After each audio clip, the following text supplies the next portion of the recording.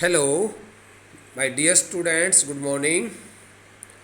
Dear learners, as you know, we have completed the first textbook, English Reader, reading all the chapters except the seventh chapter, which has been deleted by the CBSE board from the syllabus for this session, and the last poem, Father to Son. These the two chapters have been left out by us since they have been deleted, and the remaining all chapters in both the sections, prose and poetry, have been completed by us. Okay, so now having completed all chapters in the first textbook, main course book, English Reader, Hornbill, now it's our duty to start the next textbook, second textbook, which is supplement reader book. Okay, and the name of this textbook is Snapshots. Dear learners, this the textbook contains total 8 chapters. Of these total 8 chapters, 2 chapters have been deleted by CBSE board from syllabus only for this session, I think so. So these the 2 chapters are the chapter number 7th, okay, Ghat of the Only Vault, and the chapter number 6th and the chapter number 8th. Chapter number 6th is the Ghat of the Only World, and the chapter number 8 is the Tale of the Melon City.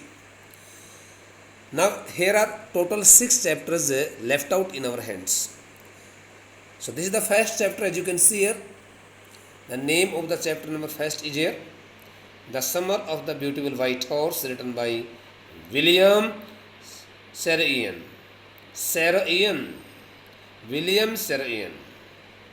William Saroyan is an American playwright, novelist, and short storyteller. He has also been awarded, with the Pulitzer Reward, and he has really been so much famous writer in US.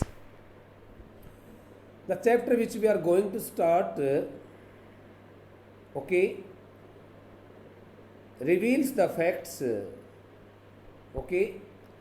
Reveals the facts concerning to the basic characteristics of the people belonging to a kind of tribe, namely Armenian.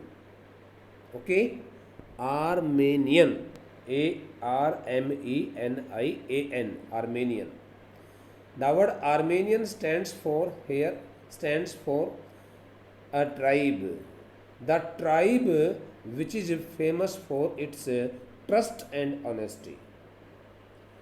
The author has really focused on the basic characteristics of these two of the people of this tribe. The author has really focused on these two basic characteristics of the people of this tribe. From the beginning till the end of this chapter, the author has really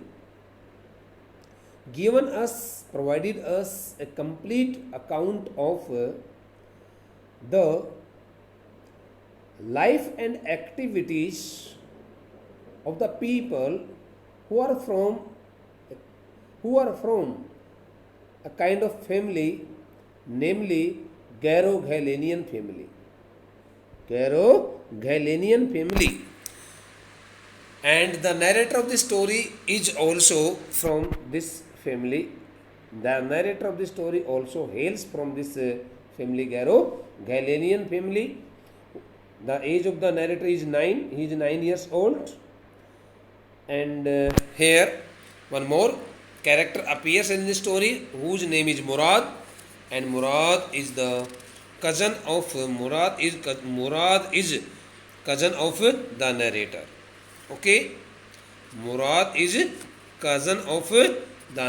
beta. So while narrating the story, the narrator, gives us the details of all the things which he and his cousin Murad, he and his cousin Murad attend, do in different ways. Though the story is a bit funny also, not so humorous, but it's a bit funny, interesting story. We must also create, our interest while reading this the chapter, while reading this the story, so that we can also take it quite humorously and interestingly.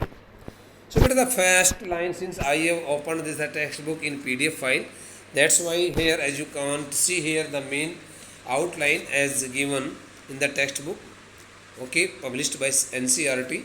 So this the outline, as so far as I am concerned to this outline is here. This story is about two poor Armenian boys. You can also check it out in your textbook. This story is about two poor Armenian boys who belong to a tribe whose hallmarks are trust and honesty. The story which we are going to read at this time is written about those two poor boys who are from Armenian tribe, who belong to such a tribe whose identification marks are trust and honesty. This the tribe is identified, is known for its trust and honesty. So now let's start reading the chapter in detail. One day back there in good old days. One day back there in good old days when I was 9. The narrator of this chapter is 9 years old. Firstly, he is giving us some description related to his life, related to the early stage of his life. One day back, there in the good old days when I was 9 and the world was full of every imaginable kind of magnificence and life was still a delightful and mysterious dream, my cousin Murad, who was considered crazy by everybody who knew him except me, came to my house at 4 in the morning and woke me up, tapping on the window of my room. But through this first passage, it is told to us that the days of early childhood, in the days of early childhood, the narrator used to spend his time quite happily, pleasantly, taking so many dreams and imagination.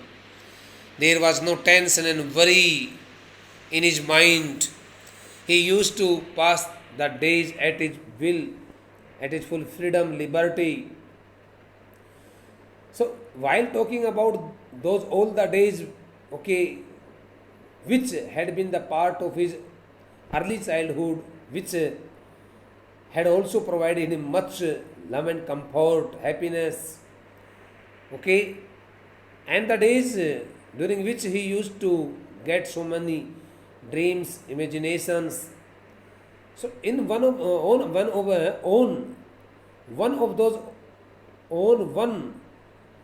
on some day of such days, on some day of those all such days, on some day of those such old days, his cousin named Murad, whose name was Murad, who was also considered crazy. The word crazy stands for here a mad person, crazy, highly aggressive man. But here the word crazy stands for a mad person. So on some day of those all such days, beautiful days, his cousin Murad, who was considered a madman, a mad person by everybody who was well known to him, who knew him very well, except the narrator himself. The narrator did not consider his cousin as a mad person, and the other persons of his family as well as his society always regarded him as a madman, as a mad person.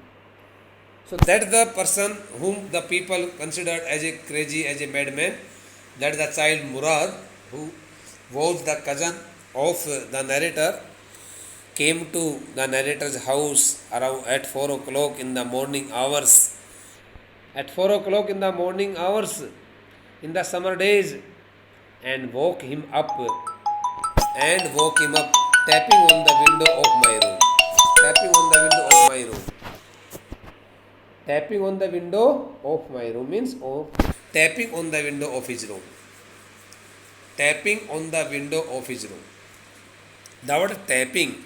But what is the difference between the two words tapping and knocking? When we okay knock at the door, we use the knuckles, okay, the lower part of the upper part of our fingers, okay, where the fingers twist, okay, and when we tap, we use our fist. The word tap, okay, the word tap refers to the beating of beating of something with the help of the fist, and the word knock stands for okay beating something with the help of the upper part of the okay fingers. So while tapping the window of the narrator's room, his cousin Murad woke him up from his sound sleep. Around 4 o'clock, it was the time of taking it was the time of taking a very sound sleep, and he was really sleeping so soundly. Okay, but all of a sudden he happened to hear the voice of tapping on the window of his room, and he got up. He suddenly got up. Aram, he said. Murad spoke. Murad spoke this word. Murad called the narrator, called his cousin by calling his name Aram very softly. He called him by calling his name Aram, he said. The word he stands for here Murad. Bete, the name of the narrator is Aram. The name of the narrator is Aram. Aram was sleeping very soundly, okay, on his bed. All of a sudden, he happened to hear the sound of tapping on the window of his room. It was not the time of getting up, especially for Aram. When Aram heard the sound of tapping of the window of his room, tapping on the window of his room, he got up. Not only he got up, but the next statement tells us, I jumped out of bed and looked out of the window. As soon as the narrator heard the sound of tapping on the window of his room, what reaction did he make? Beta, he jumped out of the bed. He came out of the bed and looked out of the window, and he also cast a glance out of the window, beta, in order to see who had come there and tapped the window of his room. I couldn't believe what I saw. Oh, through this statement the narrator tells us he could not believe on his eyes what he saw there outside the window. Whatsoever he saw outside the window, whatsoever he saw outside the window went out of his expectation. I couldn't believe what I saw means he did not believe on what he saw there outside the window. It wasn't morning yet. Bete, now I am reading. This is the passage number 3rd. Okay, the second passage starts from Aram and ends here at the word last saw. The third passage starts from here. It wasn't morning yet. It wasn't morning yet, but it was summer. The morning, it means it was the time of early morning. The day had not started. Okay, it had not been the time of daybreak, but it was summer. But it was the time of summer season, and with daybreak, not many minutes around the corner of the world, it was light enough for me to know. But he also came to know that it was very little time to start the day. Only a very few minutes were still left to start the day. He was about to wake up from his sleep, but at that time he was sleeping, and he also concluded that the day was started to be They were to be started very shortly within few minutes, and it would, and he was not dreaming. For me to know, I wasn't dreaming. I wasn't dreaming. It means there has been much visibility. It had been the time of getting up, leaving the beds. It had been the time of leaving the beds, bete. And he, though he had not left the bed, he was still enjoying his sound sleep there on his bed. But it was the time of it had been the time of getting up, and he thought that he wasn't dreaming. He was not taking a dream. Okay, my cousin Murad was sitting on a beautiful white horse. My cousin Murad was sitting on a beautiful white horse. Oh, the narrator caught the sight of, the narrator caught the sight of his cousin Murad, who was sitting on a beautiful white horse, standing outside the window of his room. Oh, it was really an unbelievable sight for him, bete, since he could not believe it that Murad could ever arrange a horse for him. Since Murad also belonged to such a family that had, no surplus money, which lacked money, which could hardly meet the basic necessities of the people. I stuck my head out of the window, beta, and rubbed my eyes. When the narrator cast a glance, outside the window, when he caught the sight of his cousin Murad sitting on a beautiful white horse, he really got highly alarmed and surprised and could not believe what he saw there. But in order to confirm it whether it was Murad or somebody else, he made some activity. What was the activity? I stuck my head out of the window. The word I stands for the narrator. Aram put the front part of his head out of the window. Front part of his head out of the window. And rubbed my eyes. And he started rubbing his eyes when he visibly looked at that it was Murad. Oh, it was Murad. Oh, it was Murad who had come there with a horse. Yes, he said in Armenian. There had been much close, connectivity between those two. They had been very near to each other. When Murad spoke such words, Murad told Aram that he was not taking a dream. He was right at his guess. He was right in making such kind of confirmation that he was his cousin Murad. Yes, he said in Armenian, it's a horse. While giving some description of the horse, Murad told him that he was totally right. He was totally right. Whatsoever he had thought, and he spoke the words in Armenian language. He also told him that you are not dreaming. You are not dreaming. He also told him that he was not taking a dream. Make it quick if you want to ride. Murad also told Aram that if he wanted to enjoy the ride on the horse, he should not waste the time. He should not waste the time and come to him very quickly. Beta, page number 2. Please open your textbook at page number 2. You can also get it in your textbook also. But here each and everything is quite visible.